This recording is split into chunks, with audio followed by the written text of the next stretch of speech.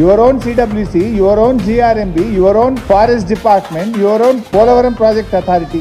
ఈ 4 కూడా కేంద్ర ప్రభుత్వ ఆధీనంలో నడిచేవే. ఈ 4 సంస్థలు ఆంధ్రప్రదేశ్ ఇచ్చిన డిపిఆర్ ను తిరస్కరించినాక మళ్ళీ దాని మీద చర్చ ఎక్కడిది, మీటింగ్ ఎక్కడిది? అసలు మీటింగ్ పెట్టడమే పెద్ద తప్పు. ఇవాళ రేవంత్ రెడ్డి పోయి ఆ మీటింగ్ లో కమిటీ అయ్యింది, కమిటీ ఎట్లా చెప్తా గట్ల చెప్తా అని వింటా అని తలుపు రచ్చుడేంది? అసలు నాకు అర్థం కాదు. కమిటీ వేసే ప్రశ్న ఎక్కడిది?